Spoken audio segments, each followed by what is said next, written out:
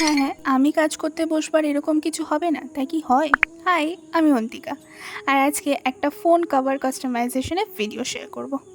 তো প্রথমে তো যখন এই হোয়াইট কালারটা দিয়ে আমি ভেজটা করছিলাম, তখন আমার মনে হয়েছিল যে এর ওপরে ছোট্ট ছোট্ট পিঙ্ক কালারের বো আর তার সাথে কিছু হোয়াইট স্টোন অ্যাড করব, যাতে একটা সফট লুক দেবে।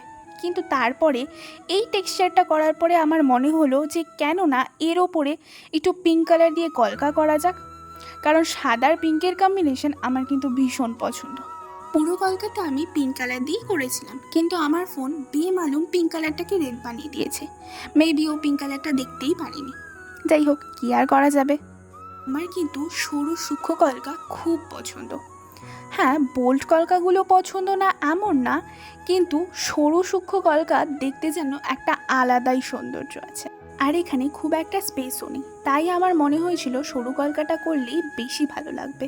কিন্তু এখানে আমি একটা ভুল করে ফেলেছিলাম, সেটা হচ্ছে এই জায়গাটায় করার জন্য আমি একটা পান কলকা সিলেক্ট করেছিলাম, যেটা এই জায়গাটার তুলনায় অনেকটা বড় আর করলে খুব একটা ভালো লাগছিল না।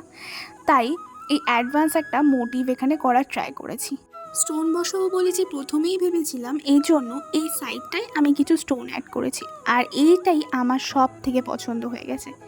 তারপরে ভাবছিলাম যদি আরও কটা স্টোন অ্যাড করা যায়, কিন্তু এই ডিজাইনটার সাথে স্টোনগুলো খুব একটা কমপ্লিমেন্ট করতো না। তার জন্য নিজের জোগাড়ু বুদ্ধি দিয়ে আর বাড়িতে পড়ে থাকা কিছু পুঁথি দিয়ে একটা ফোন চার্মস বানিয়ে নিলাম।